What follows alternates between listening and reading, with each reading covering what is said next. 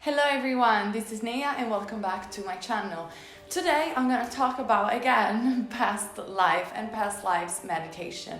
I received so many comments about past life and you guys asking me to do more videos about it, how to enter a past life regression, how to do it. So in this video I'm going to cover the topic of past life meditation, how you can do it at home, how I did it, what is the experience and what are the tricks to efficiently remember a past life.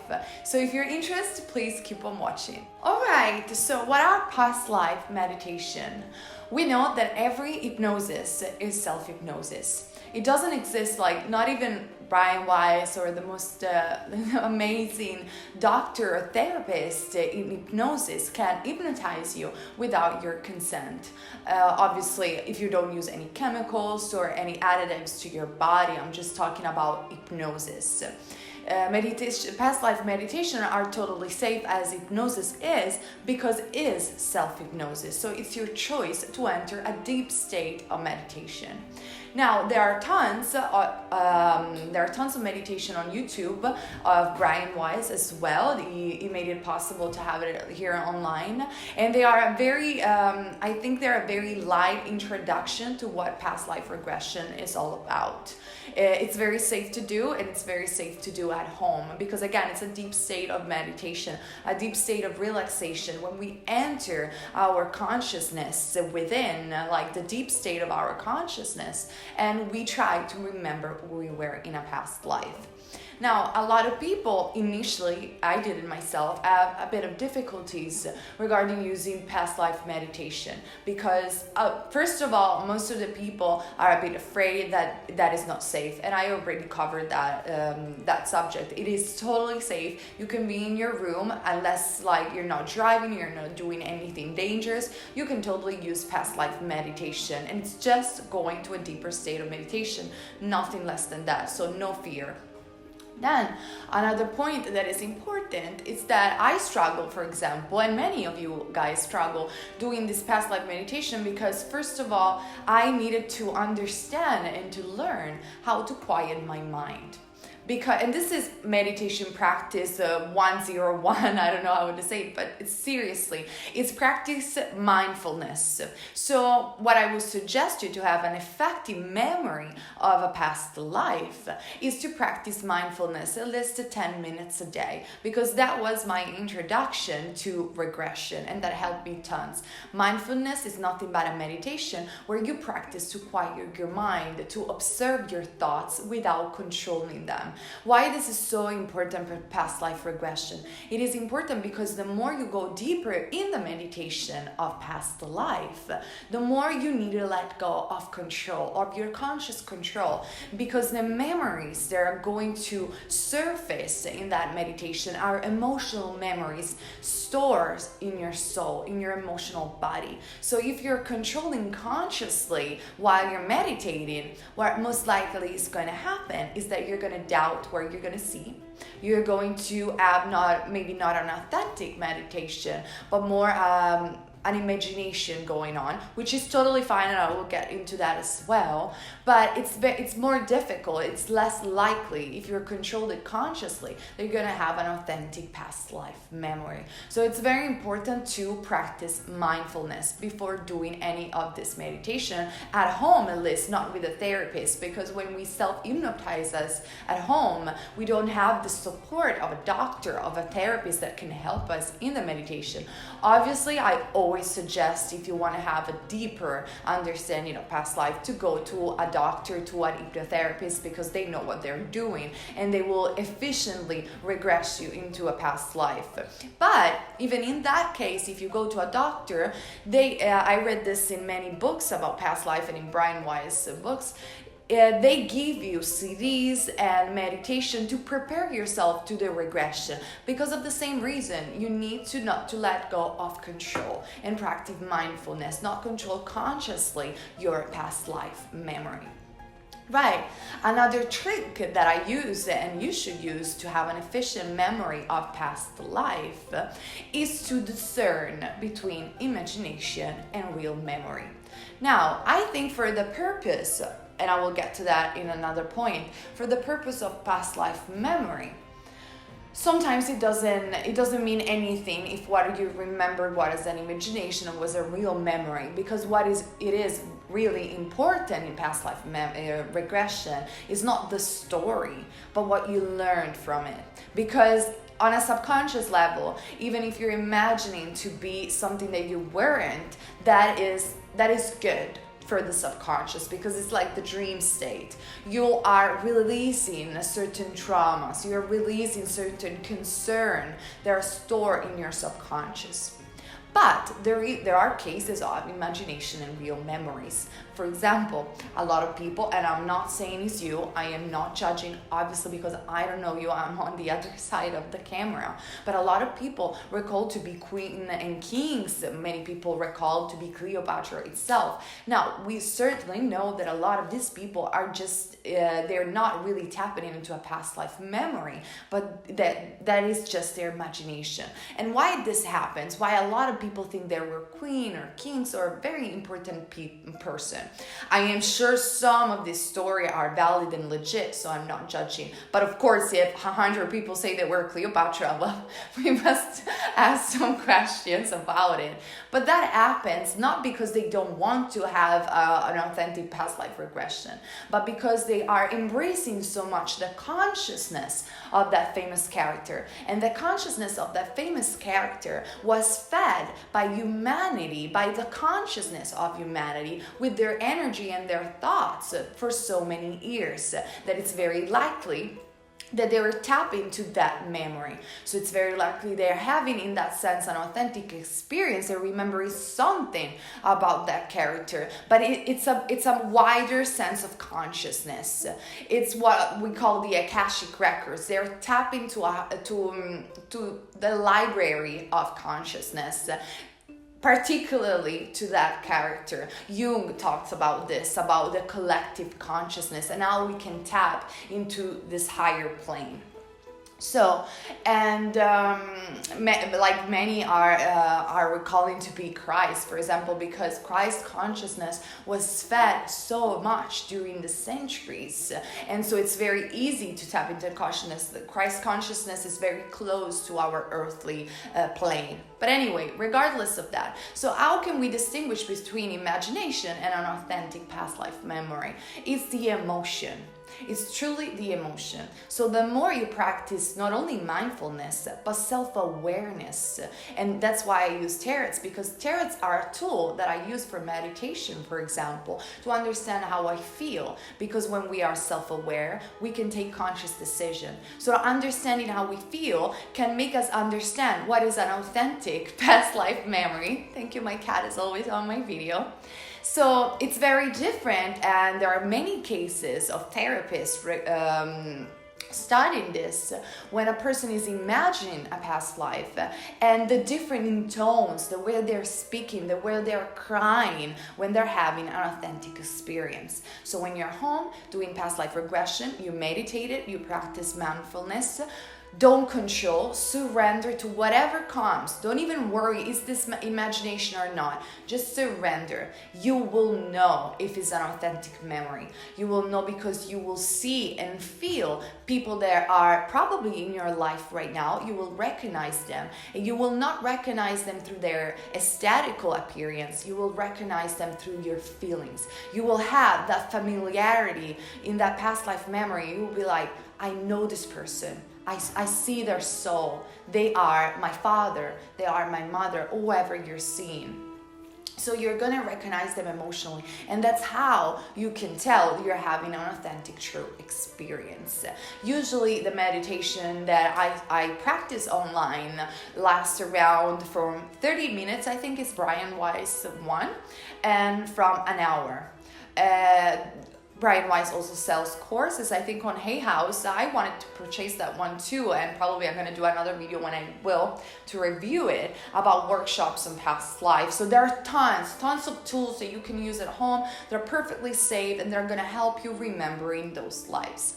Now, regarding my personal journey, like I said, I practice meditation, mindfulness before I started to remember my past lives. And one of the problems that I had in meditation a lot of the times, at least in the first months, because I'm very passionate about it, so I practice it a lot, is I fell asleep all the time. And this is a problem that a lot of you guys have. And I feel that we fall asleep because we have so many emotions, so much stress, so much control in our mind, that when we finally relax in meditation, we're like, boom, we let go and we just fall asleep. And obviously we cannot recall a lot of things when we fall asleep because it's very difficult. We're having really a dream. A lot of people can remember past life through their dreams, so I'm not denying that. A lot of people can have hints of past life, like listening to music, remember what they're saying when they were a child. Like I was always saying that I was an Egyptian when I was a child. So those are indication of where probably your memory in past life is going, your talents and stuff like that. But there are other videos about it, and I can make other videos. The thing is, I was falling asleep. So what I noticed that helped me, instead of lying completely in bed when I was doing past life meditation, I was instead standing on a chair or a list with my back like upright, right? And with my legs on the floor, because that helped me entering meditation, a deep state of meditation, but never falling asleep. Because obviously if I would have fallen asleep, I would have like put my head down or on a side, and it would have interrupted the meditation. So that is a trick that you can use. Just don't lay down completely in bed. Stay upright, because that really helped. I know they say this while you're doing the meditation, but I wasn't practicing it, so I have to tell you. So then again, releasing control.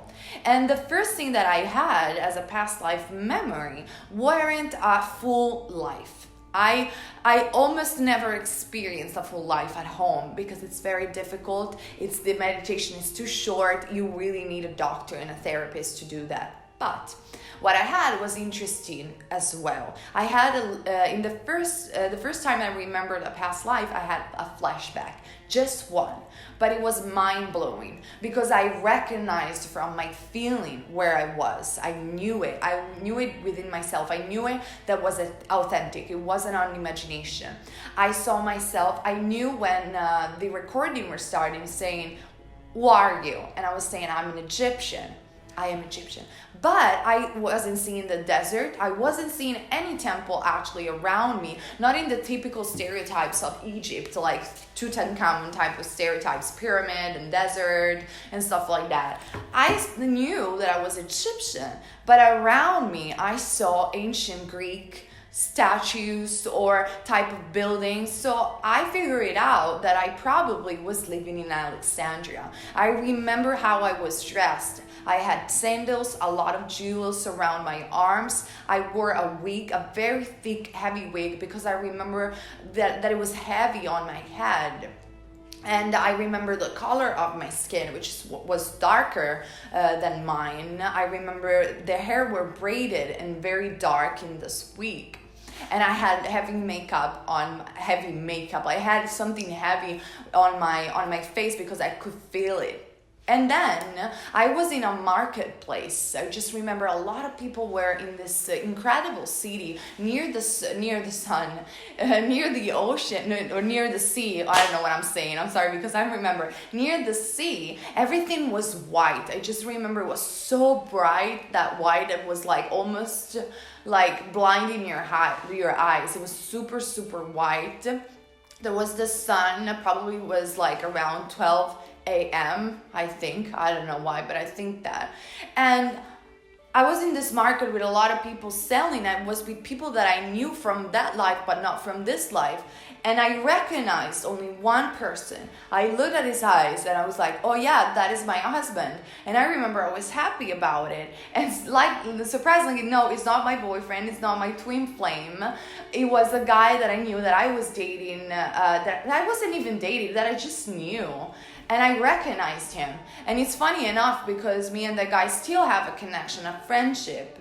And he's beautiful. And that made me learn that yes, sometimes we marry our soulmate in past life, but that doesn't mean they are your twin flame. It's very different. We have a sense of familiarity. It happens that they were our lovers in past life, but we need to remember, and that's why I love past life so much, and I became so passionate about it, that not because you were married in a past life, not because you were lovers in a past life, it means that that is your twin soul. Actually, most of the time, that is not the case. Just saying. At least it wasn't my case. So that was my first memory, and I still got it in my mind because it was so real. But the sensation of it were real, and I had it through meditation. I had many others that I'm not going to prolong this video for an hour, but I had many others where I met my father, for example. And the one where I met my father, I was a Native American, and I don't know anything about Native American, and I hope I am being respectful here, because I honestly, in Italy, they don't teach Native American history, so I didn't know anything about it. And again, I explained this in one of my other videos. I knew things that I didn't study from that life, like the tribe, how it worked, where they used to cook. And I told my father, and I was like, Dad, I saw you in that life. You were with me, you weren't my dad, but I remember you loved me very much. He wasn't my lover, by the way. He was just a nice man that really cared about me, just saying. And he said, no way, he got the chills. And he said, you cannot believe this, Virginia. I was obsessed with Native American history when I was a child. And that, not only because the emotion from that life were beautiful, I loved that life so much, and the sense of the tribe, the sense of family that we had all together. I just remember dying and missing my friends, missing the people that were working there in the tribe, and that sense of community, the oneness that was felt with nature, with the animals, with everything in existence. It was so beautiful. I had the emotion of that past life was so real that I couldn't deny it. Plus, my dad told me that. And I saw my twin flame in that memory. I recognized him, and it was beautiful, but it was quite dramatic at the end. I think it's so personal that I just don't want to go through that too much, maybe in another video. But yeah, I feel that a lot of the time that I have past life regression that were authentic, because I had others that were just imagination, I could recognize the difference through my emotion and through recognizing, like for real, the soul of other people. And you can perfectly do that too at home if you practice those tricks that I suggested you.